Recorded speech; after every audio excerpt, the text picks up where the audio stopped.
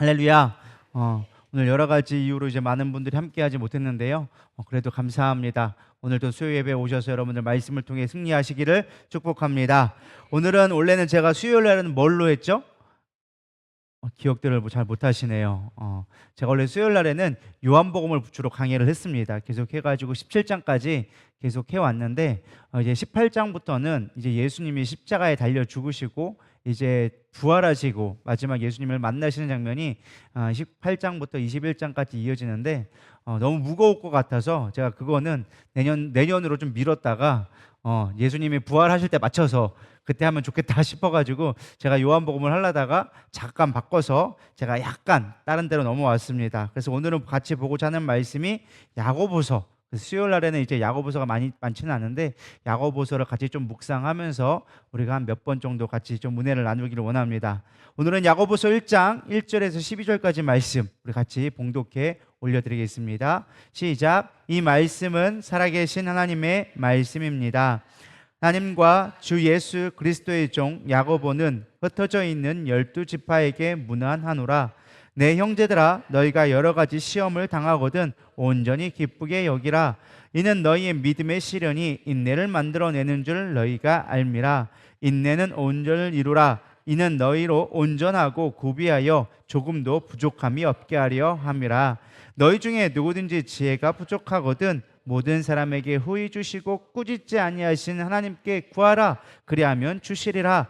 오직 믿음으로 구하고 조금도 의심하지 말라. 의심하는 자는 마치 바람에 밀려 요동하는 바다 물결 같으니 이런 사람은 무엇이든지 주께 얻기를 생각하지 말라. 두 마음을 품어 모든 일에 정함이 없는 자로다.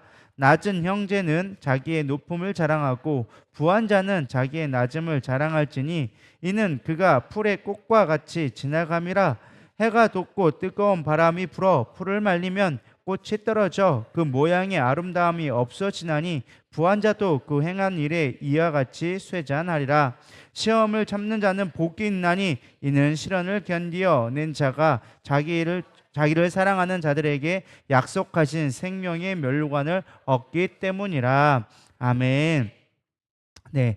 그래서 오늘 이제 야고보서를 좀 같이 묵상하려고 하는데요. 우리가 먼저 조금 야고보서 첫 번째 시간이니까 야고보서에 대해서 간단한 개론을 좀 하고 넘어가면 여러분들이 오늘 본문 말씀을 이해하는데 많이 도움이 되리라 생각되어집니다. 야고보서는 누가 썼을까요? 네, 너무 어려운 질문을 해도 대답이 없으신 거죠? 야고보서는 야고보가 썼죠. 여기까지는 쉬워요. 문제는 이 다음 질문. 그럼 어떤 야고보가 썼게요? 이거는 또 이제 또 새로운 문제가 나오죠. 성경에 보면 야고보라는 이름이 네 명이 나옵니다. 그러니까 야고보가 쉽게 말 오늘날로 말하면 뭐 순자, 뭐 길자, 뭐 이런 것처럼 좀 흔하게 우리나라 말로 하면 뭐 영수, 뭐 철수 이런 것처럼 좀 흔하게 불렸던 이름이 하나가 야고보였습니다. 그래서 성경에도 야고보라는 이름이 네 명이나 나오는데 제가 이제 한번 확인했었는데 몇 명이 나오냐? 세베대의 야고보가 나옵니다. 이거 예수님의 12제자 중에 한 명이었는데 일명 큰 야고보. 큰 야고보라고 불리는 세베대의 야고보가 나오고 두 번째는 알페오의 아들 야고보가 나옵니다. 얘는 이제 좀 작은 야고보, 그래서 작은 야고보라고 불리며 역시 예수님의 제자였고요. 그 다음에 유다의 아버지 야고보, 그러니까 예수님의 제자였던 유다의 아버지가 야고보였어요. 근데 여기는 그냥 이름만 등장해요. 그러니까 유다를 등장하려는데 유다를 구분하기 위해서 가룟 유다랑 구별하기 위해서 유다의 아버지가 야고보다. 그러니까 야고보의 아들 유다 이렇게 나왔어요. 그러니까 가룟 유다란 말과 구별하기 위한 정도의 야고보가 등장했고 그리고 마지막 예수님의 동생 야고보가 나와요. 자, 그럼 1, 2, 3, 4 중에 누가 야고보서를 썼을까? 정답은 4번 예수님의 동생인 야고보가 썼다라는 것을 여러분들이 보시면 될 것 같습니다. 사실 그래서 야고보서는 신약 성경 중에서 가장 먼저 쓰여졌어요. 우리가 알고 있기에는 마태복음이 가장 빨리 썼을 거라고 생각하는데 마태복음은 그냥 처음에 유치한 것뿐이고 사실 가장 먼저 신약 성경에서 가장 먼저 쓰여진 게 야고보서였어요. 근데 기록은 정경에 들어간 거는 가장 늦게 정경에 들어갔습니다. 특히 로마서나 다른 서신들에 비해서 교리적이나 신학적인 이슈가 많지 않았어요. 또 특별히 루터 같은 경우에는 이 야고보서는 지푸라기 서신이다. 그러니까 쉽게 말하면 쓸모없는 그런 서신이다라고 얘기할 만큼 어떤 신학적인 깊이가 많이 있지는 않았어요. 그도 그럴 게 이제 로마서 같은 거나 이제 바울 서신 같은 경우는 바울이 어떤 출신이었어요? 가말리엘의 수제자고, 제가 얘기했지만 지식을 활용하여 줘서 성경을 기록하고 편지를 썼던 자였어요. 근데 야고보는 사실 예수님의 동생이었다 보니까 예수님의 출신이 뭐였죠?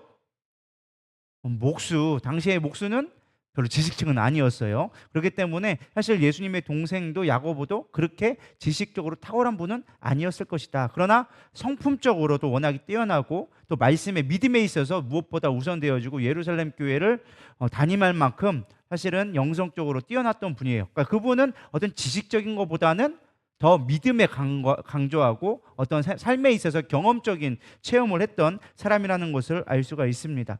그러다 보니까 이 책을 쓸 때도 사실은 뭐 대표로 썼다 여러 가지 있겠지만은 주로 삶의 실천적인 행동적인 부분들을 강조하는 책이 야고보서예요. 그래서 야고보서 하면 대표적인 말씀이 뭐예요? 여러분 잘 아는 말씀? 행함이 없는 믿음은 죽은 믿음이다. 뭐 이런 말씀부터 시작해서 야고보서 2장 22절에 믿음이 그의 행함과 함께 일하고 행함으로 믿음이 온전하게 되느니라. 막 그러면서 야고보서는 주로 나오는 게 뭐예요? 행함을 강조하라라는 이야기가 참 많이 나온다라는 것입니다.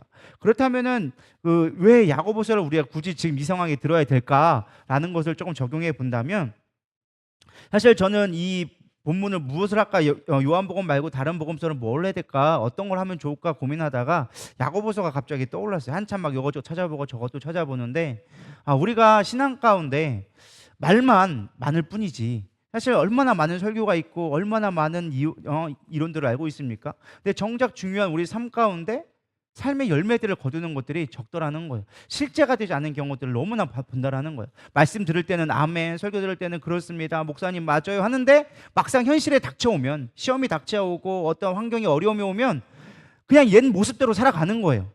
아무리 설교 말씀 듣고 그렇게 해야 된다는 걸 알면서도 실제 닥쳤을 때는 그렇지 않게 살아가는 거예요. 그걸 너무나 자주 보게 되어지는 거예요. 새신자 교육하고 막 교육할 때는 아멘 그래요 막 하는데 현실에 들어오면 똑같아. 시험 들면 똑같이 시험 들고 있고 똑같이 막 화를 내고 있고 막 교회 안 나오고 예배 안 나오고 막 이런 얘기가 뻔하게 나온단 말이에요. 그게 뭐 연수가 적다고 막 그러냐? 아니에요. 연수가 많건 적건 똑같아.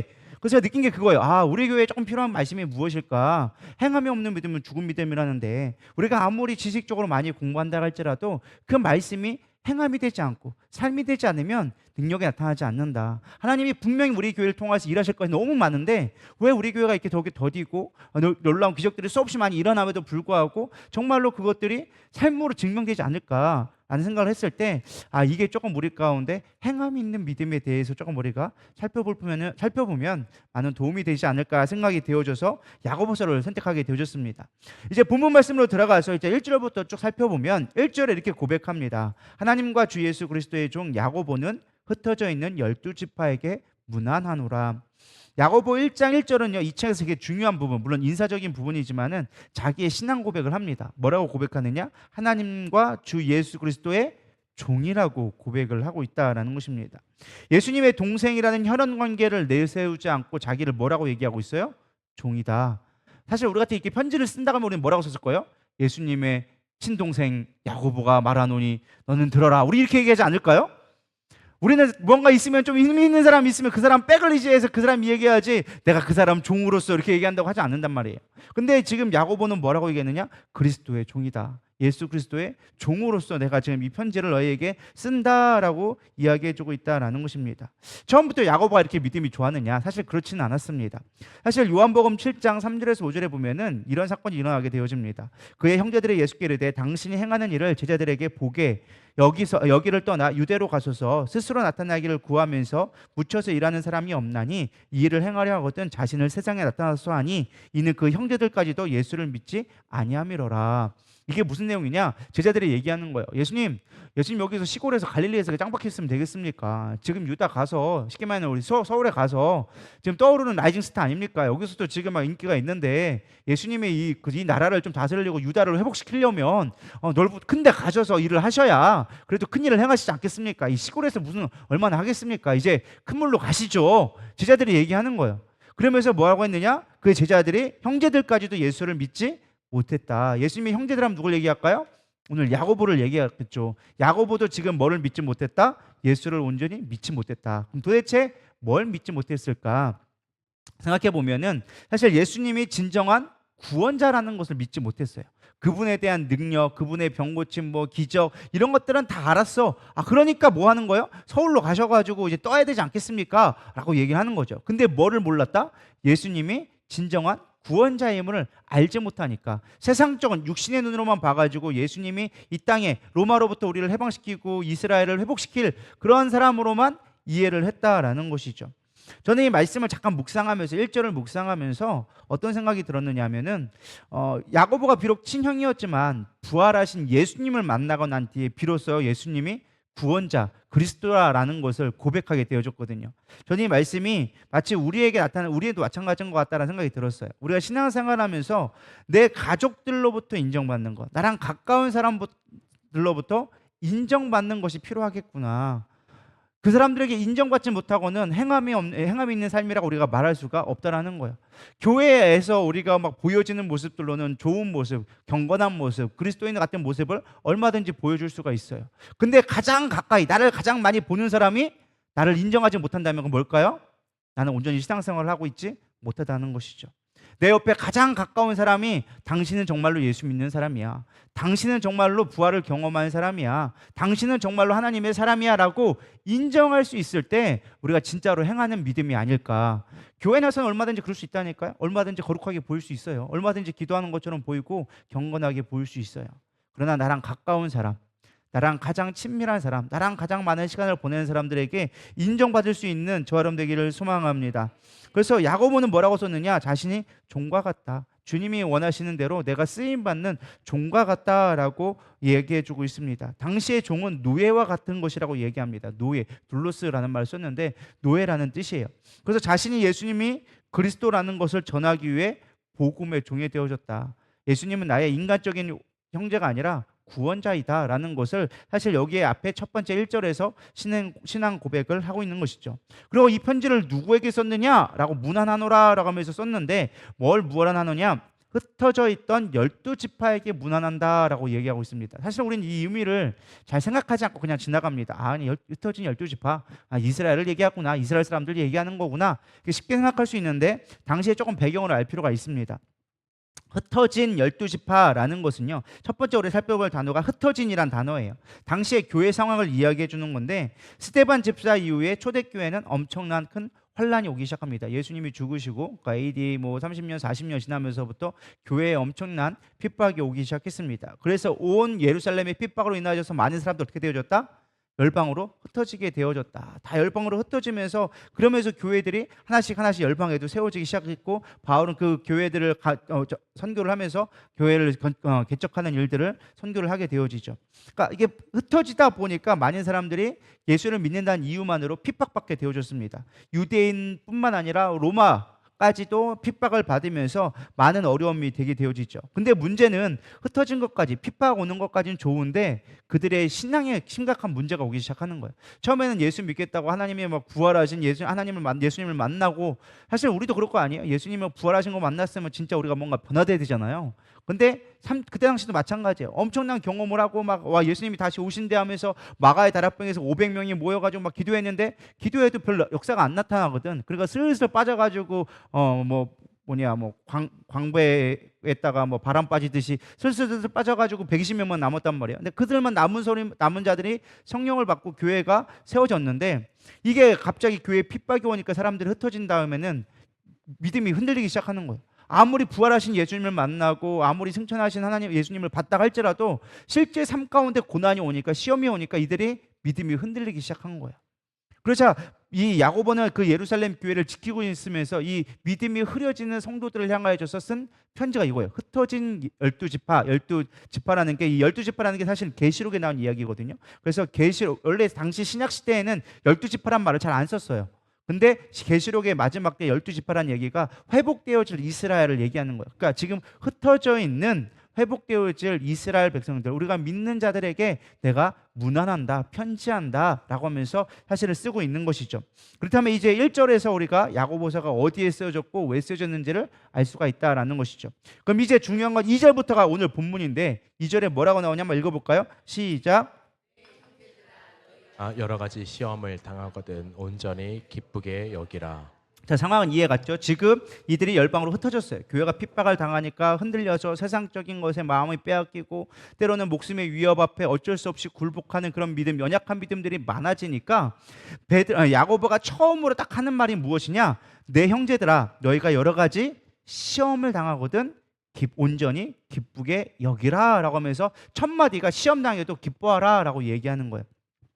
사실 여기서 시험은 헬라어로 보라면은 페이라스모스라는 말을 썼는데, 이거는 어떤 내면에서의 고통, 유혹, 이런 템테이션, 성경에서 말하는 시험에서 말하는 템테이션이 아니라 바깥에서부터 오는 시련, 고난, 핍박들을 얘기합니다. 그러니까 여기서 말하면은 굳이 번역을 한다면, 우리나라 번역한다면 시험보다는 시련이라는 말로 당하는 게 아마 조금 더 표현이 맞을 것 같아요. 그래서 오늘날 너희들가 외부로부터 어떠한 시련을 당하거든 뭐 해라? 기쁘게 여기라 라고 하는 것이죠. 오늘날도 마찬가지예요. 우리가 믿음이 있는데 우리가 세상 속에서 오는 여러 가지 시련들이 있어요. 자녀의 문제라든가 취업의 문제, 경제적 어려움, 혹은 질병, 어떤 여러 관계 속에서 오는 여러 시험들이 오게 되어지는 것이죠. 이런 시험이 왔을 때 우리는 어떻게 해야 돼요? 기도하면서 이겨내면 얼마나 좋겠어요? 그걸로 믿음의 도구로 삼으면 얼마나 좋겠어요? 근데 그런 일이 오면 올 때마다 우리는 뭐예요? 낙심하고 넘어지고 하나님 어디 계세요? 원망하고 그러다가 믿음 떨어지고 막 이런 일들이 반복되어지고 있다는 거예요. 당시 초대교회도 그랬을까요? 안 그랬을까요? 그랬다는 거예요. 그러니까 야고보가 처음부터 하는 말이 야, 너들 시험 당하거든 기쁘게 여기라. 근데 중요한 건 알겠는데, 성경 말씀은 알겠는데, 현실적으로 우리가 딱 고난이 오면, 시련이 오면 우리가 어떤 반응이 나와요? 가장 자연스러운 반응이 하면서 막 왜 나예요? 막 이런 게 온단 말이죠. 사실 우리가 중요한 게, 모든 사람들이 인생을 살아가면서 우리는 고난을 당할 수밖에 없어요. 고난이 없는 인생은 없다라는 거예요. 시련은 언제든지 찾아온다라는 거예요. 그럴 때 중요하게 강조되어지는 건 왜 시험이 왔는가, 누구 때문에 왔는가가 중요한 것이 아니라 그 시험에 우리가 어떻게 반응할 것인가가 사실은 인생 가운데 중요한 것이다라는 것이죠. 상황 앞에 어떻게 반응하는지에 따라서 그 사람의 본질과 삶이 결정되게 되어져 있다는 거예요. 흔히 얘기하죠. BCD다. 인생은 벌스와 데스의 가운데 초이스, 우리가 어떠한 선택을 하며 살아가냐에 따라서 인생이 결정되어지는 것처럼 우리가 시련이 왔을 때 어떠한 선택을 하는가가 중요하다라는 것이죠. 그래서 이 어떤 똑같은 상황 가운데 올바르게 선택을 하면 그것이 나를 성장시키고 더 강하게 만드는 거로 쓰인 반면에, 반대로 그것에 대해서 잘못 반응하면 실족하고 넘어져서 믿음과 멀어지는 삶을 살게 되어지는 거죠. 결국 그건 인생을 망치게 될 수밖에 없는 것을 우리는 선택하게 되어진다는 것입니다. 반대로 우리가 아무리 좋은 것이 있다 할지라도 그것을 잘못 선택하고 판단하게 되어지면 인생 망할 수 있다는 거예요. 예를 들어 볼까요? 로또에 당첨됐어. 여러분, 로또 당첨되면 인생이 필 것 같죠? 뭘 또 아니에요. 인생 로또 당첨 좋지. 나는 됐으면 좋겠구만. 근데 중요한 건 무엇이냐? 로또 당첨이 중요한 게 아니라 그거에 우리가 어떻게 반응하고 선택하고 해야 될지를 알아야 우리가 온전한 삶을 살아갈 수 있다는 거예요. 단순하게 로또 되면 잘 살겠지가 아니라, 로또보다 더 중요한 게 무엇이냐? 그걸 어떻게 사용할 수 있는가를 아는 자가 지혜로운 자고, 그것이 인생을 살아갈 수 있는 지혜라는 거예요. 돈이 많다고 행복한 게 아니라 어떻게 사용할 줄 아는 자에 따라서 인생이 달라질 수 있다라는 것이죠. 그러면 우리가 중요한 건, 우리들이 어떠한 시련이 왔을 때 우리들의 가장 자연스러운 반응, 현상들을 먼저 좀 우리가 분석을 해보고 갈 필요가 있다는 거예요. 시련이 올 때 우리는 어떻게 해요? 1번 기뻐한다, 2번 화가 난다. 2번 화가 난다. 이게 우리의 자연스러운 반응이란 말이에요. 우리는 시련을 당할 때 기뻐하는 사람들이 거의 없어요. 그런 사람들 찾아보기가 어려워. 눈을 씻고 봐도 있을까 말까 한 정도 수준이란 말이죠. 그럼 왜 우리는 자연스럽게 화가 나느냐? 사실은 사람이라는 것은, 존재가 어떠한 반응이 오면은 가장 먼저 나오는 현상이 무엇이냐? 감정이 나와요. 어떤 상황을 닥쳤을 때 사람이 이성적으로 판단하기보다는 뭐가 먼저 나온다? 감정이 먼저 튀어나오게 되어져 있어요. 그래서 어떠한 상황에 왔을 때 왜 이런 일이 나에게 나타났지? 처음에 화가 나고, 그러다가 화가 나가 점점 어떻게 되어져요? 염려로 바뀌기 시작하는 거예요. 이러다가 어떻게 되는 거 아니야? 막 이런 생각이 들고, 그러면서 따라오는 불필요한 감정들이 막 따라오죠. 어떤 게 와요? 원망이 오고, 불평이 오고, 우울하고, 막 낙심, 이런 것들이 줄줄줄 막 그냥 마치 고구마 엮어오듯이 줄줄줄 따라 올라오기 시작한다라는 것이죠. 이것은 무엇이냐? 학습되어진 감정들의 반응이라는 거예요. 이게 처음부터 나오는 게 아니라 우리가 학습되어진 거예요. 그래서 예를 들면 새로 산 차를 타고 갔다가 갑자기 사고가 꽉 났어. 그럼 여러분, 우리는 어떤 상황이 돼요? 처음에는 놀라. 사고 났네. 그러다가 갑자기 뭐가 나요? 화가 나죠. 왜 누구야 하면서 거기 왜 안 지켜면서 화가 막 나기 시작해요. 그 다음에 오는 게 뭐예요? 염려가 와게 돼요. 이거 보험 어떻게 처리해야 되냐, 몇 대 몇이 나오냐 막 이러면서 막 화가, 이게 염려가 되기 시작하다가 이제 어떤 일이 나게 되어져요? 누구 탓을 하게 돼야 돼. 네가 먼저 오지 않았냐, 내가 먼저 갔냐, 그러면서 심지어 내 옆에 있는 사람까지 하죠. 왜 옆에서 그걸 얘기 안 해줬냐, 왜 뒤에서 시끄럽게 했냐 막 이러면서 온갖 그냥 핑계거리를 찾죠. 나중에 심각해지면 어떻게 돼요? 나한테 자책을 하죠. 너 같은 게 왜 운전을 해가지고, 왜 나와가지고, 여기서 왜 해가지고 막 하면서 막 자책과 원망들이 나오기 시작하는 거예요. 그러면서 우리가 반응이 어떤 나오느냐, 자신에게 재수 없는 일이 일어났다고 생각하면서 우울한 미래, 그러니까 부정적인 미래를 우리는 끊임없이 생각해요. 이래서 뭐가 어때고, 뭐 이래 지금 앞으로 뭐가 될 것이며, 그러니까 감정이 막 부정적인 감정이 먼저 튀어오르면 뭐 하게 돼요? 우리는 부정적인 생각을 계속적으로 하게 되어진다라는 것입니다. 부정적인 생각들은 어떻게 되어져요? 삶을 불평하게 만들고, 저기 불평은 거기서 끝나는 게 아니라 사람들에게 영향을 끼쳐요. 사고가 나면 내가 기쁘게 아우 감사합니다 하면서 사고 났네요 이렇게 하는 사람 별로 없단 말이에요. 막 화를 내고 막 짜증을 내고 울기도 하고 원망하기도 하고 이런 감정들이 옆에 있는 사람들한테도 막 해요. 사고 나가지고 좋게 끝나는 경우 별로 못 봤어. 서로 멱살 안 잡으면 감사한 거예요. 그죠? 보험으로 끝냅시다. 이건 정말 감사한 거야. 그거 약간 뭐 왜 하냐 뭐 이런 경우가 너무 많은 것이죠. 이런 일련의 감정의 반응들로 인하여져서 우리는 결국에는 잘못된 선택들을 하게 되어져요. 심지어는 내가 해결할 수 없을 때 막 뭐 복수를 한다거나 혹은 거짓말을 한다거나 폭력을 행하거나 이런 결과들을 만들어내는 거죠. 이해가 되시죠? 그러니까 어떤 사고가 났어? 그럼 내가 화가 나? 그러다가 염려가 됐다가 누군가 탓을 했다가 그러다가 이성적으로 생각하는 게 그럼 어떤 일이 벌어날까 막 안 좋은 생각들을 막 하다가 부정적인 감정이 막 나오니까 나중에는 이걸 어떻게 처리하자면서 막 안 되니까 힘으로 멱살 잡고 싸우기 시작하고 그럼 인생이 꼬이게 될 수밖에 없다라는 거예요. 그럼 결국에는 내 그 어떤 상황이 나를 망치는 일로 갈 수밖에 없게 되어지는 것입니다. 그 결과가 우리가 단순한 어떤 삶의 문제가 아니라 영적인 문제, 죄를 짓는 것까지도 발전시켜 나간다는 것이 진짜 문제라는 거예요. 그래서 야고보 기자는 뭐라고 하느냐? 오늘 본문에서 시련을 당하면 뭐 하라고요? 기뻐하라 라고 얘기하는 거예요. 사실 이거는요 성경에서 얘기하는 계속적인 얘기예요. 바울도 똑같은 얘기를 했습니다. 빌립보서에 보면 뭐라고 얘기하느냐, 빌립보서 4장 4절에 주 안에서 항상 기뻐하라, 내가 다시 말하노니 기뻐하라. 우리는 이 말이 참 행복할 때 썼을 거라 생각하죠. 자, 빌립보서는 언제 썼다? 감옥에서 바울이 죽기 직전에 쓴 게 빌립보서예요. 근데 지금 죽을 직전에 막 태장을 맞고 힘들어 죽고 온몸이 병들어 죽겠어 심지어 뭐라고 했어요? 나를 위해서 담요를 가져오고 나에게 정말 좀 도움을 줄 만한 사람들에게 겉옷을 가져오고 막 힘들어 죽겠다 죽겠다 읽으면서 편지를 썼던 게 그 빌립보서란 말이에요. 근데 거기서 뭐라고 얘기하느냐? 기뻐하라 기뻐하라고 얘기하는 거예요. 죽을 상황인데 지금 뭐해라? 기뻐하라 라고 얘기하는 것이죠. 이건 온전히 주님을 만난 자만이 할 수 있다는 거예요. 왜? 지금 나는 상황 앞에, 그런 시련 앞에 나는 넘어지지 않는다. 이 시련이 나를 죽일 수 있는 게 아니다. 나는 기쁨을 선택하겠다라고 작정했기 때문에 바울은 기뻐한다라고 이야기할 수 있었던 것이죠. 그래서 우리의 인생의 시험이 피할 수 없다면은 중요한 건 이 시험 가운데 있을, 시련 가운데 있을 우리가 무엇을 선택할 수 있는지, 그리고 어떻게 해결할 수 있는지를 살펴봐야 한다라는 것입니다. 우리는 부정적인 외부 환경으로 인하여서 부정적인 학습되어진 패턴을 계속적으로 만들어내요. 그러니까 우리가 뭔가 안 좋은 사건이 생기면 우리는 뭐 하게 되어 있어요? 부정적인 감정이 나올 수밖에 없다라는 거예요. 왜? 그렇게 학습되었기 때문에. 이거는요 그냥 우리가 된 게 아니라 그렇게 학습되어져 왔다라는 거예요. 여러분들이 뭔가 안 좋은 일이 생기면 뭐가 먼저 나오도록? 화가 나오도록, 어떤 염려가 나오도록, 부정적인 감정이 나오고 부정적인 생각을 이끌어갈 수 있도록 학습되어진 결과다라는 것입니다. 근데 중요한 건 이거를 끊을 수 있는 방법이 있어요. 뭐냐? 이것이 일어나기 전에 빨리 초반에 끊는 거예요. 예를 들면 내 몸에 암이 발생할 수 있단 말이에요. 근데 암은 언제 빨리 해야 돼요? 초기에 해야지만 이걸 암을 진화한 거예요. 암을 냅다 내버려 두면 똑같은 암인데도 불구하고 나중에는 손을 못 쓰게 돼. 초기에 빨리 잡는 게 되는 거죠. 우리의 부정적인 감정도 똑같이 암하고 똑같은 거예요. 초기에 빨리 진화를 시켜놓으면 빨리 누릴 수 있는데 이걸 놔둬놓으면 나를 완전히 정복하게 만드는, 사단의 집으로 만들어질 수밖에 없는 상황으로 치밀게 되어진다라는 것입니다.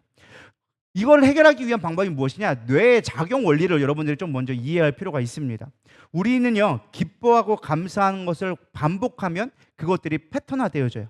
부정적인 감정을 반복하면 부정적인 것들이 학습되게 되어져 있어요. 그래서 이런 것에 반복되어지는 것들이 이렇구나 라고 하면서 어떤 사건이 오면 자연적으로 학습되어진 거에 대한 감정들이 끄집어내게끔 되어져 있어요. 왜? 감정이라는 것은 우리가 살 수 있게끔 만드는, 어떻게 보면은 생존 본능이 만드는 거예요. 화를 내고 막 이런 건 뭐예요? 우리가 어떤 위기의 환경 왔을 때 화를 내므로 말미암아 내 신경에서 막 급격하게 심박이 뛰기 시작하고 뇌에서 빨리 그 혈액을 공급받아서 생각을 하려고 막 분노하게 만들고 흥분하게 만들고 막 몸에 있는 막 호르몬들을 만들어서 막 이렇게 하게 만드는 거예요. 왜? 가만히 있으면 죽으니까 막 사자가 공격해 오는데 가만히 있으면 안 되잖아요. 그럼 걔랑 막 싸워야 되잖아. 그러니까 이런 것들이 우리는 원시적으로부터 계속적으로 학습되어진 결과가 있기 때문에 어떠한 내가 원치 않는 상황이 왔을 때 우리는 화를 내거나 부정적인 것들로 나올 수밖에 없다라는 거예요. 그리고 사람은 중요한 게 어떠한 사건이 있을 때 그 사건을 기록하는 게 아니라 사건은 잊어버려. 중요한 건 뭐만 남느냐? 감정이라는, 쉽게 말하면 색인을, 인덱스라는 걸 심어놔요. 그러니까 그거를 일일이 다 계산하기 어려우니까 뇌는 사건들은 다 그냥 팩트는 다 집어넣고 그거를 끄집어낼 수 있는 뭐만 남겨놓느냐? 감정만 남겨놓는 거예요. 자, 예를 들어볼게요. 여러분 부부싸움을 해요. 부부싸움을 했는데 처음에는 치약 갖고 싸웠어. 치약을 뭐 예를 들어서 뭐 왜 뒤로 짰느니 왜 중간이 짰느니 이거 갖고 싸웠어. 근데 그거 갖고 싸우다 나중에는 치약 갖고 싸운 게 기억나요? 안 나요? 안 나요. 이 인간은 내가 진 인간 때문에 살았다고 사람이 쪼잔해서 그렇다고 하면서 치약 때문에 싸웠는데 치약은 얼른 사라져 버리고 쪼잔한 게 나오고 감정이 나오기 시작해가지고 네 시어머니가 어떠니 막 이러면서 이런 얘기들을 우리는 끊임없이 싸우기 시작하는 거예요. 진짜 본론은 뭔지도 모르고 뭐만 남아 있는 거예요? 감정만 남아 있는 거예요. 그 사람이 좋을 때는 그 사람이 봤을 때 이 사람 보고 이 사람이 나에게 뭐 해줬는지 별 기억 안 나. 이 사람이 했던 그 사건들을 통해서 뭐가 남는 거예요? 감정이 남아있어. 아, 이 사람은 나에게 착한 사람. 이 사람은 나에게 좋은 사람. 아, 이 사람은 나에게 별로 좀 싸가지 없게 군 사람. 그 어떤 사건이 있는데 그 사건을 말하라고 하면 기억 못해. 근데 뭐만 기억하는 거예요? 감정만 우리 가운데 기억하게 되어졌어요. 그 감정이 기억되어진 것들을 우리가 끄집어낼 때 사건들이 하나씩 딸려오기 시작하는 거예요. 그래서 예를 들어 볼게요. 내가 아주 이쁜 여자랑 예를 들어서 치즈케이크를 먹었어. 치즈케이크를 먹고 그럼 뭐 어떤 마음이 들까요? 기분 좋아, 행복한 마음이 들었단 말이에요. 그럼 다음에는 치즈케이크만 보면 어떤 생각이 들까요? 다니엘 어떤 생각이 들까? 좋은 생각이 들겠죠. 막 행복한 생각. 치즈케이크만 보면 맞아, 그 여자가 있었어, 맞아, 그랬었어, 그 여자가 나한테 이뻤지, 막 행복했지 하면서 달콤했어, 막 이러면서 이런 생각이 들기 시작하는 거예요. 그럼 비슷한 것만 보면 뭐 해질까요? 행복해지는 거예요. 그러니까 사실은 내가 행복한 게 아닌데 그냥 그것만 보면은 뭐 어떤 생각이 끄집어 올라오는 거예요? 행복했다라는 거 하니까 치즈케이크는 행복했어. 그러면 난 치즈케이크 보니까 행복하다라고 기억이 나는 거예요. 원래 지금 내 상황은 어떤 상황이에요? 행복하지 않은 상황이야. 그냥 똑같은 상황이야. 근데 치즈케이크만 먹으면 뭐가 되는 거예요? 행복하다. 이게 우리의 뇌의 형태라는 거예요. 이해가 되시죠? 제가 이거까지 공부하니까 별걸 다 공부하고 있으시죠? 이게 인지심리학에서 나오는 건데 우리가 가장 살찌는 이유가 뭐냐? 여러분 단 거 몸에 좋아요, 나빠요? 나빠요. 근데 여러분 스트레스 받으면 뭐예요? 단 거 먹어요. 왜요? 먹으면 기분이 좋아지니까. 그러니까 내가 쉽게 말하면은 뭐냐? 힘들다. 그러면 우리는 스트레스 받으면은 단 거를 먹고 막 다른 거 막 먹는단 말이에요.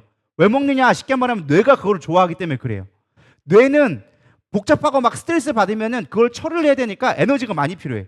그러니까 에너지를 끌어모으기 위해서 단 거를 먹으면 에너지가 막 올라오잖아요. 혈당이 막 올라가니까 당은 에너지란 말이에요. 뇌로 쓰는 건 다 당이니까 얘가 혈당을 막 끌어 쓰는 거야. 그럼 뇌는 뭐 한 거예요? 아, 나에게 지금 활동하라고 주는 거구나. 아우, 좋은 거구나. 막 하는 거예요. 그러니까 우리는 스트레스 받으면 뭐 하는 거예요? 열심히 먹는 거예요. 근데 몸에는 안 좋아. 그게 살려는 본능인 거예요. 뇌가 활동하기 위해서 에너지를 받는 거예요. 근데 그거를 이성적으로 잘 분별해서 이거는 내가 안 먹어도 된다라는 것을 의지적으로 깨트리지 않는 이상 그것들은 반복적으로 우리는 습관적으로 뭔가 안 좋으면 먹게 되어지는 거예요. 왜? 뇌가 생각할까? 우리가 이상적으로 그거를 판단하고 끊어내지 않으면 계속적인 반복적으로 될 수밖에 없다라는 거예요. 그래서 우리의 뇌는 생각보다 되게 조금 무식하고 뇌가 똑똑한 것처럼 생각한 것처럼 보여줘도 되게 단순해요. 이해가 되시죠? 그래서 우리가 어떠한 행동을 했을 때 그 나오는 반응들은 뭐다? 그냥 학습되어진 결과라는 것을 인정할 수 있어야 돼요. 이해가 되시나요? 너무 어려운 얘기를 하니까 갑자기 땡뚱맞이 얘기하니까 뭐 영적인 것 같지도 않고 이게 왜 중요하냐? 이게 되게 중요한 패턴이에요. 우리가 과거에 어떤 당했던 그런 나도 모르게 학습되어진 패턴들 때문에 어떤 환경이 왔을 때 나도 모르게 화가 나고 슬프고 불행하다는 것들이 연결되어졌기 때문에 어떤 상황이 왔을 때 그것을 믿음으로 반응하기보다는 감정적으로 먼저 반응하게 되어지고 부정적인 감정으로 생각으로 이끌어갈 수밖에 없다라는 거예요. 그래서 이거를 끊어내지 않고는 우리가 기뻐할 수가 없다라는 거예요. 근데 이 기뻐할 수 있는, 이 기뻐하라는 게 무엇이냐? 부정적인 감정을 끊어낼 수 있는 방법이 기뻐하라는 거예요. 이해가 되시나요? 그래서 우리는 새로운 패턴을 기억시켜야 돼요. 야고보서 1장 2절의 말씀에 보면 시험을 당하거든 기뻐하라, 우리 뇌 속에 있는 새로운 패턴을 만들어내라 라는 말과 똑같은 말이라는 거예요.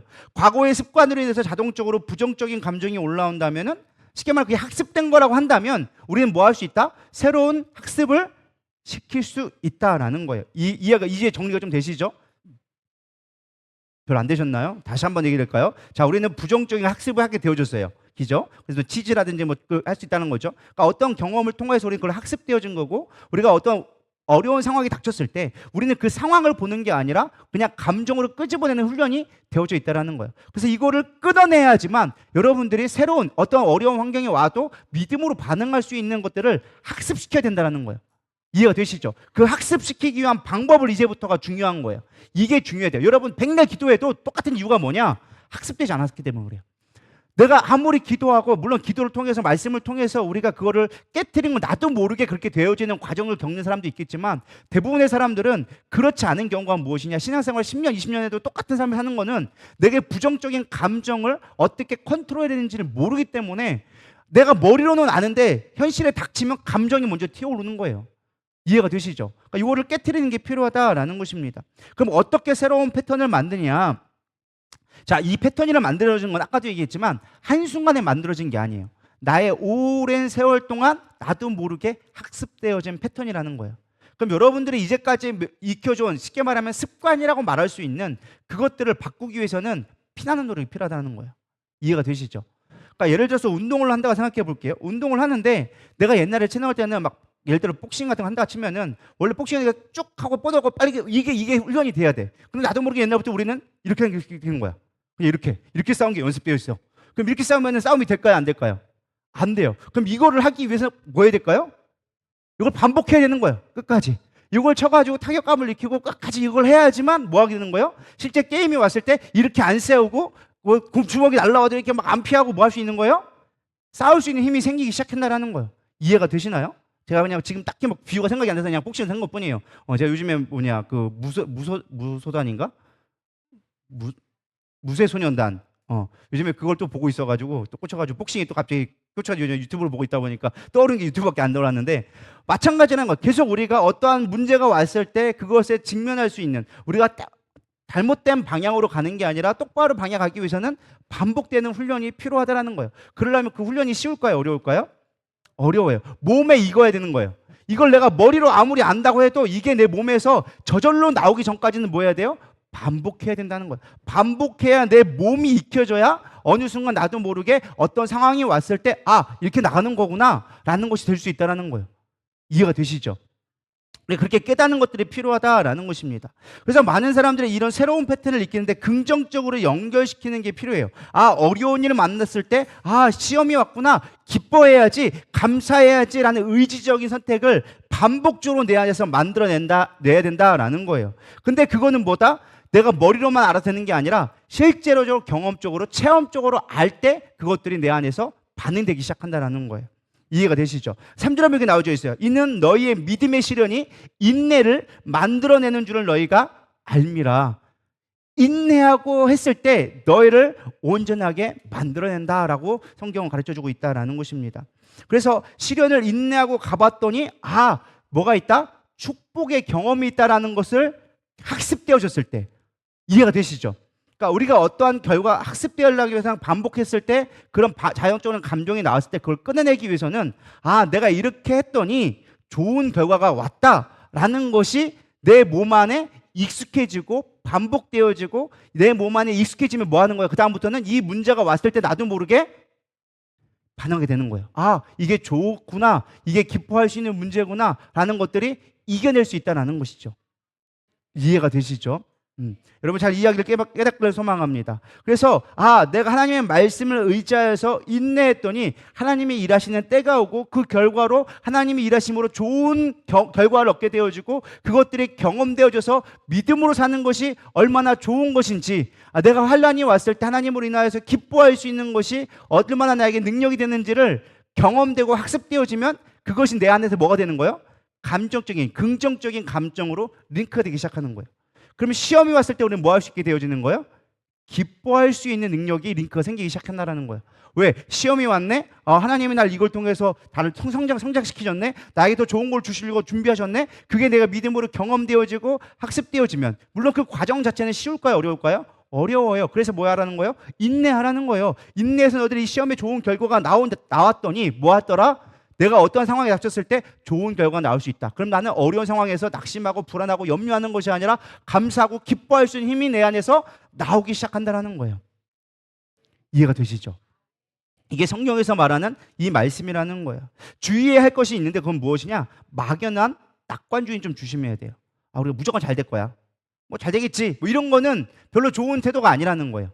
그냥 막연히 아무것도 안 하고 잘 될 거야. 뭐 주님 해주시겠지. 이거는 되게 믿음 좋은 것처럼 들리지만 믿음이 좋은 게 아니라 그거는 낙관주의다라는 거예요. 우리가 정말로 하나님을 신뢰한다면 뭐하냐? 온전히 인내하고 그것을 이루기 위해서 도전하고 하나님 앞에 기도하고 간구해야 된다라는 것입니다. 사실 성경에 보면 요셉이 나오죠. 요셉이 믿었던 형들로부터 갑자기 고난을, 시련을 당하기 시작합니다. 죽음의 위협을 당하기 시작하고 종으로 팔려가고. 사실 이런 상황이라면 여러분 어떻게 하겠어요? 여러분 형제가 여러분들을 죽이려고 하다가 안 되니까 잡아가지고 저 중국에 팔아버렸어. 여러분과 거기서 죽동 살동하다가 어쩌다가 다시 돌아와가지고 열심히 자수성가 해가지고 조금 기업에 좋은 사장이 됐어. 근데 갑자기 형이 와가지고 나 여기 취직하면 안 되냐고, 이런 상황이 왔다 생각해 보세요. 이게 요셉의 현대판으로 제가 바꾼 거거든요. 여러분 그럼 어떻게 하겠어요? 너는 아우쇼 뭘 어디 면접이라고, 내가 진짜 칼만 안 들을 뿐이지 너 아니었으면 내가 이미 청부살인 벌써 보냈어. 너는 감사한 줄 알아. 아마 이렇게 됐을 거예요. 근데 요셉은 뭐라고 얘기하느냐?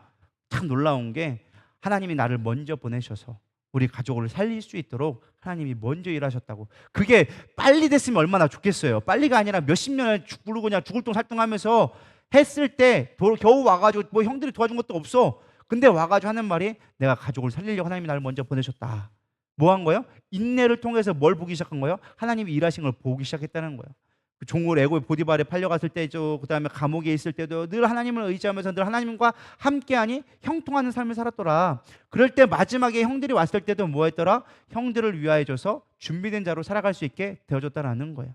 시련이 와도, 똑같은 시련이 와도 그걸 믿음으로 성장하는 사람이 있는 반면에 부정적인 감정으로 치닫는 사람이 있다라는 거예요.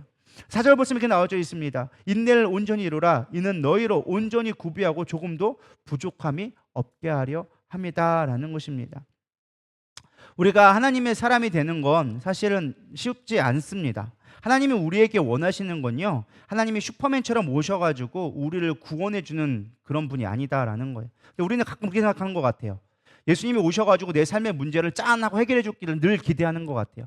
근데 하나님은 그렇게 아니에요. 우리로 하여금 어려움을 능히 이겨낼 당당한 하나님의 자녀가 되기를 원하신다라는 거예요.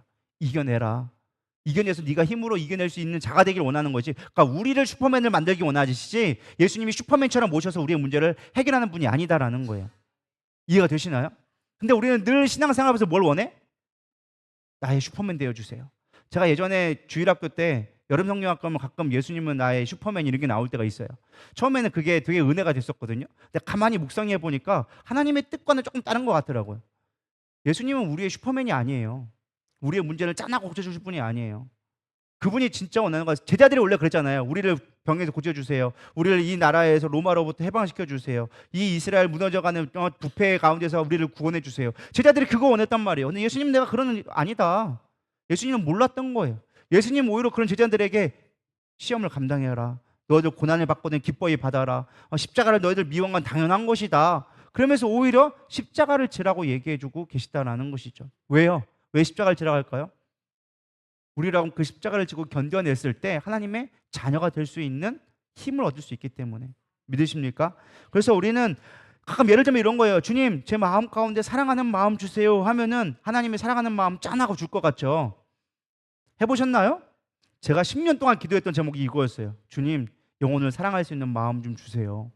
그럼 제 마음이, 사랑하는 마음이 뿅뿅뿅 나타나면 얼마나 좋겠어요? 눈에 하트가 쫙 해가지고 색안경 낀 것처럼 모든 사람이 이뻐 보이면 얼마나 좋겠어요? 안 그래요. 왼수들만 천지백갈이에요. 왜 그럴까요? 하나님은 사랑할 수 있는 기회를 주는 거예요. 원수까지 사랑할 수 있는 내가 훈련이 되어졌을 때 하나님은 그 훈련되어진 나를 기뻐하는 것이지 갑자기 내 마음 가운데 하트 뿅뿅뿅을 안 준다라는 거예요. 이해가 되시죠? 근데 우리는 늘 하트 뿅뿅뿅만을 원해. 하나님 내가 긍휼한 마음을 주세요. 그러면 내 마음에 갑자기 긍휼한 마음, 온유한 마음이 잘 생기겠죠. 기도하면 다 생기죠. 안 생겨요. 여러분 옆에 있는데 막 남편이 막 바람 피우고 막 쌩 난리 폈어. 하나님 내 남편 사랑하게 해주세요. 근데 보고 있는데 사랑한 마음이 생길까요? 안 생겨요. 칼 안 들면 다행이지. 안 그래요? 그거 갖고 생기는 게 아니라는 거예요. 그 원수를 용납하고 막 씨름하고 저 인간 왜 붙여놨어요 하면서 막 울고 불고 씨름하다 보니까 긍휼한 마음이 생기고 저 인간이 왜 그랬나 싶었지만은 그래도 내가 그걸 이겨내고 꾹꾹 꾸역꾸역 참아가면서 인내하고 나니까 결국에는 내가 문제구나라는 걸 깨달을 때까지 하나님은 기다리고 계신다는 거예요. 내가 정말 죽어지고 내가 정말 아무것도 아니고 예수로 살 수밖에 없다는 게 고백되어졌을 때 그 인간이 사랑스럽게 보이기 시작하는 거예요. 긍휼하고. 그게 사랑한다고 해서 애정 뿅뿅뿅 육체적 그런 사랑이 아니라 긍휼한 마음, 주님의 마음으로 보기 시작하는 거예요.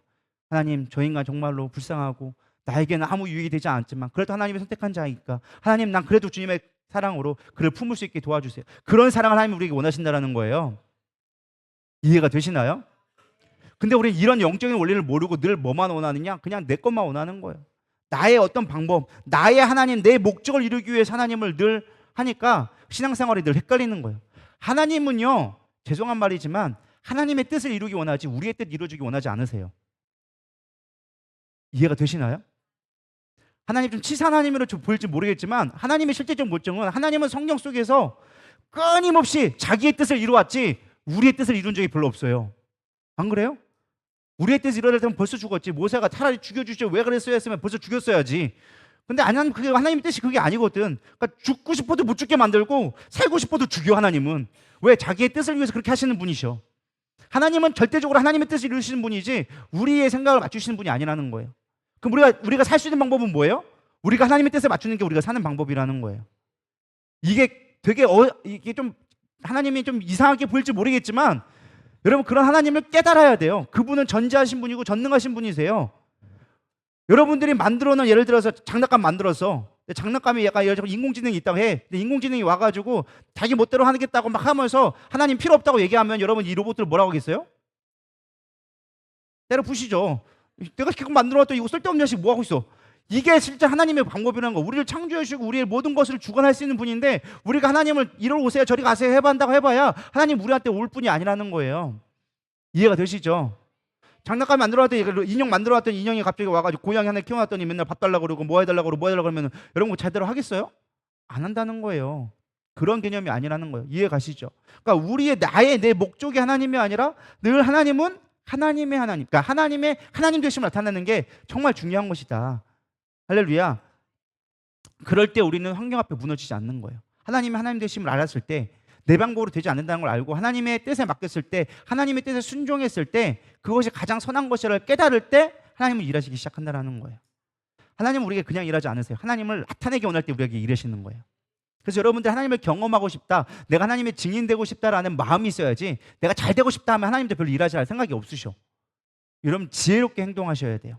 똑같은 하나님인데도 내 삶 가운데 역사하기를 원하신다면 하나님의 뜻을 구하고 움직여야 돼요. 너희는 먼저 그의 나라와 그의 의를 구하라고 하셨지 너희들은 무엇을 먹을까 무엇을 마실까 염려하지 말라고 얘기한 게 왜 그게 무엇이냐? 우리가 그걸로 염려해봐야 하나님이 별로 일하지 않을 거거든. 할렐루야.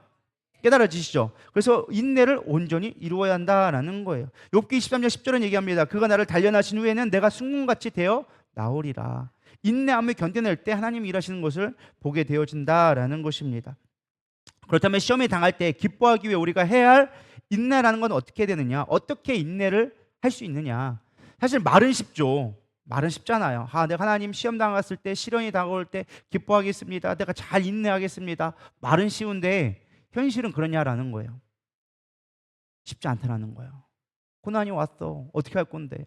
힘들어 죽겠어. 내 방법이 안 보여. 기도해도 안 보여. 중요한 건 무엇이냐? 여기 보면 5절 말씀에 나와져 있어요. 너희 중에 누구든지 지혜가 부족하거든 모든 사람에게 후히 주시고 꾸짖지 아니하신 하나님께 구하라. 그리하면 주시리라. 오직 믿음으로 구하고 조금도 의심하지 말라. 의심하는 자는 마치 바람에 밀려 요동하는 바람물결 같으니 이런 사람은 무엇인지 주께 얻기를 생각하지 말라. 두 마음을 품어 모든 일에 정함이 없는 자로다. 문제가 왔어. 시험이 왔어. 그럴 때 뭐 해야 되냐? 우리가 기뻐야 되는데 그게 잘 안 돼. 그럴 때 뭐 하라고요? 지혜를 구하라는 거예요. 지혜는 누구로부터 오는 거예요? 하나님을 찾는 게 지혜라는 거예요. 삶의 분별력을 갖는 게 지혜라는 거예요. 아, 문제 앞에 내가 기뻐할 수 있는 거, 감사할 수 있는 거, 그거를 선택할 수 있는 자체가 뭐다? 지혜고 분별이라는 거예요. 근데 우리는 문제가 오면 뭐부터 선택하는 거예요? 감정이 먼저 튀어나오고 부정적인 게 먼저 튀어나오고 원망하기 바쁜 거예요. 사단이 좋아하는 죄만 끝까지 짓고 있다는 거예요. 할렐루야. 여러분 졸고 있으면 안 돼요. 지금 중요한 얘기하고 있어요. 그러니까 맨날 시험 들지 딴소리 하고 있고. 할렐루야. 지금 목이 아파서라고 열심히 하고 있구만 지금. 이해가 되시죠? 나랑 상관없다고 하니까 아닌 거예요. 여러분 상관이 있는 얘기예요. 여러분들 실제적으로 넘어지는 문제라는 거예요. 지혜의 방법은 어떻게 구해야 됩니까? 하나님을 구해야 되는데 무작정 구하는 게 아니라 기도로 구하라고 얘기해주고 있어요. 근데 그냥 기도한다고 되는 게 아니에요. 어떤 기도를 해야 되느냐? 확신의 기도를 해야 된다는 거예요. 염려함으로 구하지 말라는 거예요. 하나님께 구하는 기도 될 때 우리는 온전히 하나님을 신뢰함으로 기도하라라고 얘기해주고 있어요. 여러분 그렇게 기도하고 계신가요?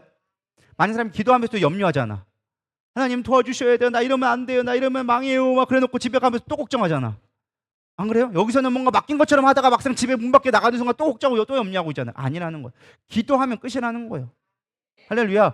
두 마음을 품지 말라는 거예요. 두 마음이 뭐 하는 거야? 여기서는 아멘 했다가 나가서 노멘 하면은 그게 두 마음이에요.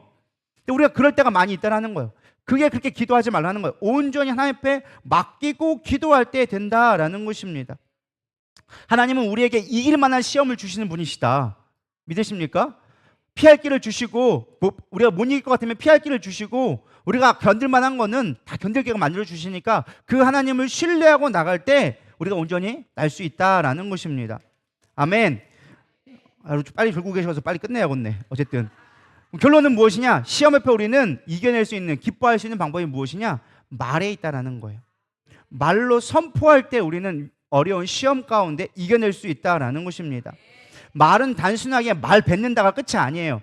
성경 말씀에는 말에게 권세가 있다라고 얘기하고 있어요. 태초 하나님의 말씀을 천지를 창조하신 것처럼 우리가 하나님의 자녀가 되어지면 하나님 우리의 말을 통하여져서 이뤄갈 수 있는 능력을 우리에게 주신다라는 것입니다. 물론 사람마다 약간 차이는 있어요. 하나님하고 가까운 사람일수록, 하나님과 덧입은 사람일수록 그 말의 권세는 더 세지게 될 수 있어요. 꼭 속된 말로 얘기하면 뭐예요? 영빨 있네. 그게 거기서 나오는 거예요. 하나님과 가까워지면 영빨이 생길 수밖에 없어요. 왜? 하나님은 전능하신 분이니까. 그분을 닮아갈 수밖에 없으니까 그분의 능력이 우리 가운데 덧입게 되어지는 거예요. 근데 그분과 멀수록 어떻게 되어지는 거예요? 말은 세상적인 말로 갈 수밖에 없다라는 거예요. 그래서 우리는 하나님과 가까워지는 것들이 필요하다. 그래서 이 말에 능력이 있다는 걸 알아야 돼요. 그래서 말을 패턴화 시켜야 돼요. 여러분이 어떤 어려움이 오면 뭐 해야 된다? 말로 기뻐하고 선포해야 되는 거예요. 할렐루야. 이게 진짜 별거 아닌데 별거 아닌 것처럼 보여도 진짜 별거라는 거예요. 할렐루야. 왜? 우리는 어떤 환경이 오면 뭐부터 튀어나오니까 부정적인 감정으로 벌써 튀어나오는 거예요. 아, 짜증나. 아, 화나. 아, 너 때문에 왜 이렇게 부정적인 말로 이미 뱉어버려. 그럼 우리 말로 뭐 하는 거예요? 부정적인 말을 뿜어내니까 부정적인 영향력이 끼칠 수밖에 없고 내 삶에 부정적인 걸로 채워질 수밖에 없다는 거예요. 근데 내 삶을 바꾸려면 뭐 해야 돼요? 부정적인 게 왔어. 그럼 뭐 해야 돼요? 어려운 시험이 왔어. 기도가 아니라 좋은 말을 한다는 거예요. 하나님의 긍정의 말은 거야. 하나님 할렐루야라는 말을 하는 거예요. 이때 해야 될 말이 무엇이냐? 가장 여러분이 할 수 있는 가장 좋은 말이 무엇이냐? 할렐루야. 할렐루야가 뭐예요? 하나님을 찬양합니다. 자, 여러분들 갑자기 가다가 뒤에서 차가 박았어. 여러분 뭐 해야 돼요? 할렐루야 하셔야 돼요. 이해가 되시나요? 누구야 이씨 XX가 깎은 것이 아니라 뭐예요? 할렐루야. 쉬울까요? 어려울까요? 왜? 여러분 이게 학습이 안 됐기 때문에 어려운 거예요. 학습을 시켜야 돼요. 누구에게? 스스로에게. 어떤 일이 꽝 박았어. 그럼 뭐 한다고요? 누가 나를 욕한다? 누가 나 미워한다? 누가 나에게 뭐라고 한다? 할렐루야 하는 거예요. 시험이 와도 뭐 하는 거예요? 할렐루야. 그래야 우리가 그걸 이겨낼 수 있다라는 거예요. 아, 큰일 났네. 아이고 이러네. 뭐 이런 게 아니라 딱 박으면 하나님 뭔가 일이 생기면 할렐루야. 누가 날 욕하네. 할렐루야. 나가 얼마나 크게 쓰시려고 할렐루야. 그죠? 이해가 되시죠? 이렇게 리얼하게 가르쳐주기 쉽지 않다니까요. 그 또 중요한 건 무엇이냐? 부정적인 말을 입 밖에 꺼내면 안 되는 거예요. 얘기했죠. 우리가 막 긍정에 얘기했어. 할렐루야, 막 하나님 찬양합니다 하고 막 하나님 잘 될 거야 막 선포했는데 갑자기 거기다가 부정적인 말을 또 꺼내놨어. 어떻게 될까요? 앞에 있던 거 다 꽝 되는 거예요. 마냥 도루묵 되는 거예요. 생각은 생각과 감정은 이성보다 더 빠르다라는 거예요. 그러니까 우리가 이미 부정적인 말을 하는 순간 내 생각은 뭐가 꽉 차 있다라는 거예요. 부정적인 것들이 튀어나왔다라는 거예요. 그거를 빨리 차단하고 뭐 해야 돼요? 긍정적인 걸로 빨리빨리 뱉어서 내 안에 뭐가 채워지게? 긍정적인 게 채워지게끔 만들어줘야 그게 학습돼야 나올 수 있다는 거예요. 그러니까 시험이 오면 난 잘 될 거야 라는 게 학습적으로 인내함을 견뎌내서 했을 때 입 밖을 내서 그것들을 내 안에 채워가고 그것들을 경험되게끔 계속적으로 학습을 해야 문제가 와도 우리는 뭐 한다? 감사할 수 있게 되어지는 거예요. 그래서 에베소서 4장 29절에 얘기합니다. 무릇 더러운 말은 너의 입 밖에도 내지 말고 오직 덕을 세우는데 소용되는 대로 선한 말을 하여 듣는 자에게 은혜를 끼치게 하라. 아멘. 중요한 말씀이니까 다 같이 다시 한번 읽어보겠습니다. 시작. 너희 입 밖에도 내지 말고 오직 덕을 세우는데 소용되는 대로 선한 말을 하여 듣는 자들에게 은혜를 끼치게 하라. 아멘. 내 주변에 있는 사람들에게 아무리 내가 어려운 일을 당하고 뭐 한다 할지라도 그 일로 인하여서 뭐 하게 하라? 덕을 세우고 은혜를 끼치게 하라. 쉬운 일처럼 보이지만 쉬운 일은 아니에요. 근데 그것이 우리를 살리는 길이라는 거예요. 세 번째는 뭐하냐? 기뻐하고 감사하는 말을 실제적으로 사용하라는 거예요. 감정에 따르지 않아도 상관없이 진짜 기쁜 마음으로 감사를 표현할 때 우리 가운데 감사가 내 안에서 작용되기 시작하는 거예요. 힘이 거기서 나오기 시작하는 거예요. 주님 감사합니다. 할렐루야. 하나님이 고통사가 났지만 잘 해결될 걸 믿습니다. 감사합니다. 이렇게 고백하며 나갈 때 뭐가 되는 거예요? 부정적인 상황으로부터 내가 벗어날 수 있다는 거예요. 여러분 부정적인 말을 한다고 해서 상황이 달라질까요? 안 달라질까요? 안 달라져요. 안 좋아지면 안 좋아지지 그것이 나를 해결시키는 방법이 아니라는 거예요. 어차피 부정적인 말로 해도 해결이 안 된다면 뭐 하는 거예요? 우리는 감사하는 거예요. 감사해서 내 안에 있는 것들이 내 안에 안 되는 그 악한 영들이 역사하지 못하도록 차단시켜서 선한 능력이 나타날 수 있도록 만들어야 한다라는 것입니다. 그럴 때 내가 할 수 없는 선한 능력이 내 안에서 끄집어 나오기 시작하는 거예요. 믿으십니까? 우리 귀에 들리는 대로 내 입에서 나오는 게 내 귀에 들리는 대로 행한다고 했어요. 그러니까 우리는 뭐 해야 돼요? 선한 말을 뱉어야 돼요. 긍정의 말을 뱉어야 돼요. 감사 말을 달고 살아야 돼요. 부부싸움에도 감사합니다. 할렐루야. 아멘. 이게 습관이 됐나가 이러면 습관이 안 되니까 안 나오잖아요. 옆 사람이 나를 때려도 할렐루야 감사합니다. 그러면 그 사람이 때릴 수 있을까요? 못 때릴까요? 내가 볼 때 제정신 아닌 건 때리기 쉽지 않을 거예요. 막 때렸는데 할렐루야 감사합니다 이렇게 하면은 그 다음 때리기 쉽지 않아.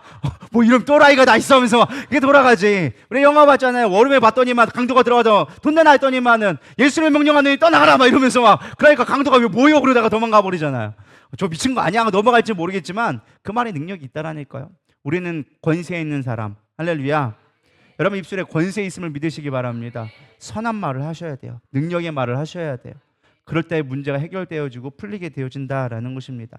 마지막 네 번째는요. 새로운 패턴을 강화하기 위한 가장 마지막 확실한 방법은 어려움에 당하면 감사 헌금을 드려라.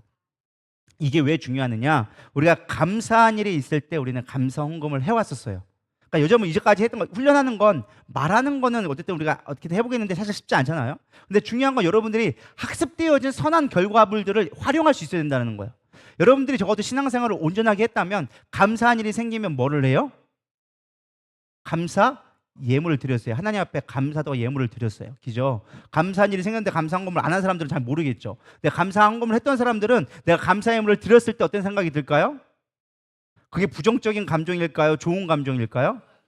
하나님 앞에 드릴 수 있으면 감사한 거예요. 하나님 나 이렇게 좋은 일이 생겨서 감사합니다. 뭐 예를 들어서 자녀가 뭐 좋은 대학에 가서 감사합니다. 하나님 내 직장에 취직하면 감사합니다. 내 건강이 회복되어지면 감사합니다. 감사함을 드린단 말이에요. 대부분 감사함을 드릴 때 우리는 좋은 경험들을 갖고선 감사함을 드렸단 말이에요. 그러면 내가 들을 때 감사 예물을 드릴 때 나에게는 어떤 생각이 들까요? 감사가 떠오르게 되어지는 거예요. 좋은 긍정적인 반응이 나올 수밖에 없다라는 거예요. 그럼 여러분들을 제가 얘기했죠. 우리의 부정적인 학습되어진 것들을 끊어서 좋은 감정으로 연결시켜야지만 링크가 되어야지만 어떤 어려운 상황이 왔을 때 우리는 뭐 할 수 있다? 감사할 수 있는 긍정적인 마음으로 링크가 되는 것들이 나와야 우리 삶이 선하게 바뀔 수 있다는 거예요. 선한 영향력을 끼칠 수 있고 내 환경이 바뀐다는 거예요. 낭망이나 좌절하는 것이 아니라. 그러면 무엇이 하냐? 내 안에 가장 잘 형성되어진 하나님을 경외하고 내가 하나님 앞에 기뻐하고 하나님을 좋아할 수 있고 사랑했던 그런 표현이 나타났던 감사 예물들과 내가 안 좋았던 기억들을 링크를 시키는 거예요. 어떤 사람들이 생각할 줄 모르겠어요. 목사님 또 헌금 달라고 막 별의별 수를 다 쓴다고 막 여러분 안 하셔도 돼요. 안 하시면 여러분만 손해라는 거예요. 저는 그런 거에 전혀 상관이 없어요. 중요한 건 뭐냐? 여러분들의 부정적인 감정을 선한 거에 연결시키라는 거예요. 이해가 되시죠? 그럼 감사 예물을 드릴 때 뭐 하는 거예요? 뇌에서 학습하게 되어지는 거예요. 물질이 있는 곳에 내 마음이 있다고. 마음은 뭐예요? 감정과 생각이 있다라는 거예요. 이해가 되시죠? 그러니까 내가 물질을 드려서 하나님 앞에 그거를 드리고 하나님 앞에 예물을 드리는 순간 내 뇌에서는, 내 영혼에서는 뭐가 기억되는 거예요? 안 좋은 일이 왔었는데 내가 이거를 감사하고 좋은 기억으로 변화되기 시작하는 거예요. 논리가 별로 여러분들이 설득이 안 되는 것 같은데 해보시기 바랍니다. 경험을 해야지만 아는 거예요. 내가 이것을 감사할 수 있구나. 진짜 감사가 나오기 시작한다는 거예요. 처음에는 억지로 하겠죠. 감사 예물 드리면서 사고 났는데 가가지고 길 잘 가다 가니 넘어져가지고 다리 깁스해서 쩔뚝거리고 와가지고 하나님 깁스함에 감사합니다. 이 정도면 두 짝 안 부러뜨리고 한 짝만 부러뜨린 거 감사합니다. 뭐 이런 얘기 썼다고 생각해 보세요. 그럼 썼을 때 여러분 기분이 어떨까요? 처음에 쓸 때만 해도 기분이 나쁘겠죠. 근데 여러분이 드리고 나서 회복되어지고 하나님의 예를 들어서 빠른 쾌유를 경험했다고 생각해 보시기 바랍니다. 남들은 한 달 동안 됐고 2주만 하고 끝났어. 그럼 여러분들 어떤 마음이 들까요? 감사했더니 하나님이 도와주시네라는 게 나도 모르게 뭐가 될까요? 내 마음속에, 머릿속에 각인이 되어지는 거예요. 그럼 여러분들은 어떤 일이 생기느냐? 어떤 일이 생기면 감사의 예물을 드릴 때마다 뭐가 생길까요? 내 마음 가운데 부정적인 생각이 나오는 게 아니라 그걸 드림으로 말미암아 어떤 행위를 함으로 말미암아 뭐가 되어진다? 이길 수 있는 힘이 내 안에서 발동되기 시작한다. 이 원리를 깨달으셨나요? 이게 되게 중요한 원리라는 거예요. 왜? 우리는 행함이 없는 믿음을 하니까, 실제로 내가 믿음으로 살아내는 것들을 하지 않으니까 말씀을 맨날 들어도 똑같다라는 거예요. 야고보서의 말씀을 이해하셨죠? 그러니까 내가 이거를 경험시키는 방법으로 계속 끊임없이 추구해야 된다는 거예요. 감사의 예물을 드렸을 때 뭐 한다? 내가 어려운 일을 당했을 때 감사의 예물을 드리면 하나님이 일하신다는 걸 우리는 믿음으로 고백하는 거예요. 사고 당했지만 하나님 감사합니다. 그러면서 내 뇌에서는 그것들이 긍정적인 반응대로 학습되어지면서 이길 수 있게 되어진다라는 것입니다. 우리가 이 말씀을 좀 정리하려고 합니다. 우리가 감사 예물을 드리는 곳에 내 마음이 있고, 감사 예물을 드릴 때 내 환경에서 실질적으로 하나님이 일하시는 것들을 경험하는 여유와 눈이 생기기 시작하는 거예요. 생각하게 되어지는 거예요. 그렇구나. 하나님이 지금 일하고 계시구나. 내가 믿음대로 살아가고 있구나. 이런 것들이 내 안에서 나도 모르게 학습되어질 때 우리는 어떠한 시련이 다가와도 기뻐할 수 있는 사람이 되어지는 거예요. 여러분, 어떠한 환경이 시련이 왔을 때 불안한 감정이 있는 게 좋습니까? 두려운 감정과 불안한 감정, 염려하는 마음이 좋습니까? 아니면 기뻐하고 감사하고 이겨낼 수 있다는 긍정의 마음이 좋습니까? 별 대답들이 안 하시네요. 그럼 계속 부정한 감정이 있든지 뭐 그거는 제 책임 아니니까. 저는 이미 가르쳐 줬어요. 행하신 건 여러분의 몫이에요. 똑같은 시험을 당하여도 누구는 감사로 이겨내면서 삶을 더욱더 발전시켜 나가고 하나님이 원하시는 삶으로, 하나님이 기뻐하시는 삶으로 나가는데, 어떤 사람은 맨날 그 나물의 그 밥처럼 거기서 헤어나오지 못하는 거예요. 늪속에 갇혀서 맨날 갇혀있는 사람들을 너무 많이 보게 된다는 거예요. 저는 우리 누리다 성도들이 그렇게 되지 않기를 축복합니다. 시험 당하면 맨날 죽겠다, 안 나온다, 하나님 어디 계시느냐 원망하고 불평하고, 그 옆에 있는 사람까지 그냥 가부식기로 같이 죽어가는, 혼자만 죽으면 내가 말도 안 해. 꼭 옆에까지 시험 들게 만들어. 하나님이 뭐 했느냐 뭐 했냐. 우리는요, 듣는 대로 우리가 생각하게 되어져 있어요. 사람은 옆에서 부정적인 말들하고 하나님이 안 계신 것 같다, 왜 왔냐, 왜 이런 고난 주냐, 이런 얘기 들으면 여러분 어떤 생각 들까요? 하나님이 살아계셔, 이런 마음 들까요? 그것도 좋은 말도 한두 번이지. 맨날 옆에서 부정적인 세계에 들어봐. 그럼 부정적인 것밖에 안 나온다니까요. 아무리 여러분들이 이 목사를 좋아해도 옆에 있는 성도들이 이 목사 개떡 같아, 뭐 생긴 것도 저렇게 생긴 게 뭐 말도 맨날 빠르게 하고 설교는 저 따위로 하고 막 이렇게 맨날 들었다 생각해 보세요. 여러분 설교 잘 들릴까요? 안 들려요. 왜요? 들리는 대로 생각하게 되었고 감정이 이렇게 묻어나게 되어져 있어요. 전 여러분들이 긍정으로 기뻐할 수 있는 마음이 되기를 소망합니다. 환경이 다가고 시험이 다가고 하나님 감사합니다. 또 믿음을 더 키워주시려고, 나를 강하게 하시려고, 나를 너무나 사랑하셔서 이렇게 하나님 나에게 또 강한 훈련을 주시네요. 이 훈련 잘 이겨낼 걸 믿습니다. 나는 그렇게 되리라. 나는 선포하며 나가는 거예요. 나는 믿음으로 이겨내리라. 나는 반드시 이겼다, 승리한다, 할렐루야. 그런 믿음이 있기를 소망합니다. 진짜로 환련에 왔을 때 그렇게 이겨내는 거예요. 여러분 뭘로 이길 건데요? 그게 우리의 믿음의 능력이라는 거예요. 마지막 12절은 얘기합니다. 시험을 참는 자는 복이 있나니 이는 시련을 견디어낸 자가 주께서 자기를 사랑하는 자들에게 약속하신 생명의 면류관을 얻을 것이기 때문이라. 생명의 면류관을 얻게 되어준다니까요. 이보다 귀한 게 어디 있어요. 할렐루야. 우리가 인내하고 견뎌내면서 여러분 말에 있어서 능력이 있으면 잊지 마시고 부정적인 거 끊어내시고 누구 좋은 말 누구 막 까는 거 이런 거 하지 마요. 왜 이렇게 맨날 깠어? 맨날 시험 들은 얘기 들으면 맨날 까는 얘기야. 서로 까느냐고. 막 저 집사가 나 미워했대, 원망했대, 불평했대, 막 짜증내고 화내고 막 왜 나를 왜 힘들게 하느니 뭐라 하니 막 그거에 이렇게 갸우치고 넘어가요. 선포해요. 긍정으로 선포하고. 누가 나를 욕해도 뭐 한다? 할렐루야. 또 까먹었어. 그새 까먹었어. 한 분 기억하고 계시. 한 분. 누가 나를 욕해도, 누가 내 돈을 띵겨 먹어도 별로 하면 또 작아지네. 할렐루야. 떨어지네 이게. 할렐루야 올라가야죠. 이렇게. 누가 내 돈을 띵겨 먹어도, 누가 나를 욕해도 또 떨어지나 봐봐. 끝까지 올라가셔야 돼요. 여러분 잊지 마시고 행함으로. 쉬운 일은 아니에요. 버티세요. 인내하시고 하나님을 찾고 이미 하나님이 하신 걸 믿음으로 선포하면서 이겨내세요. 그게 행하는 믿음이에요. 머리로 말면 뭐 할 거예요? 그거 갖고 우리 천국 가는 거 아니에요. 행하는 믿음, 순종하는 믿음, 열매 맺는 믿음. 할렐루야. 그렇게 되기를 축복합니다. 우리 시간 찬양하면서 우리 기도로 나아갑니다.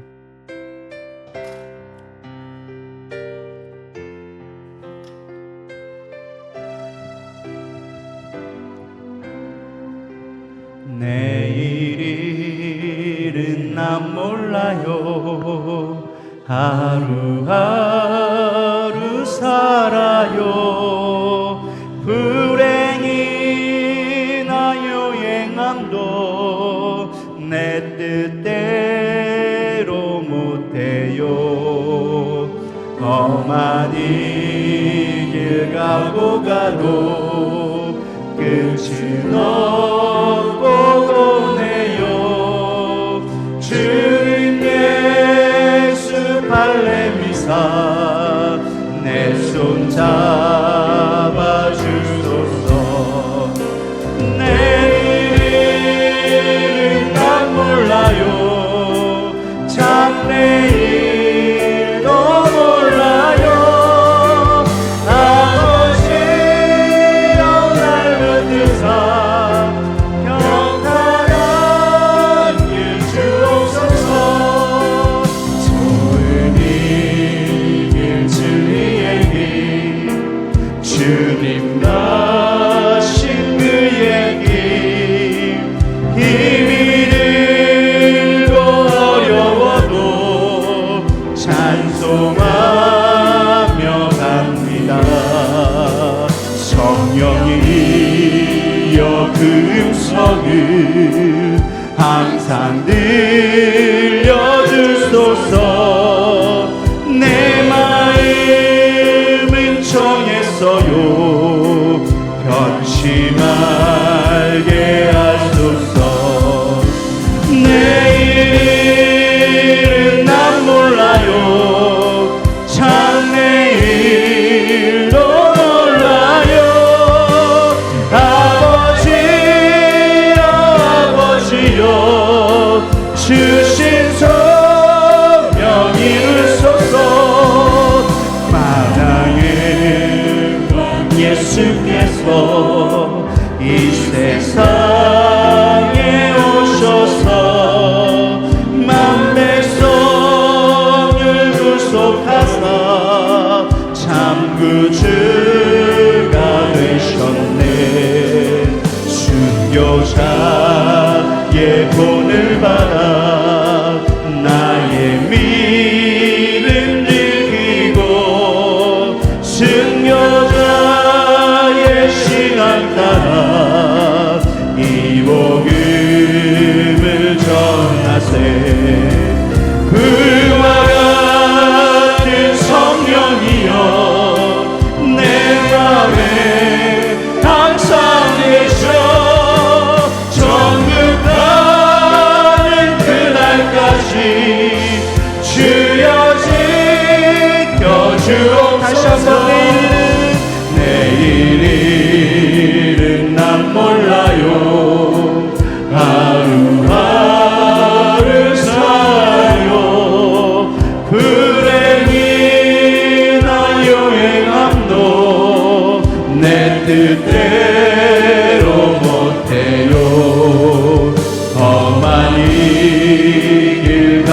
가도 끝은 없고 해요.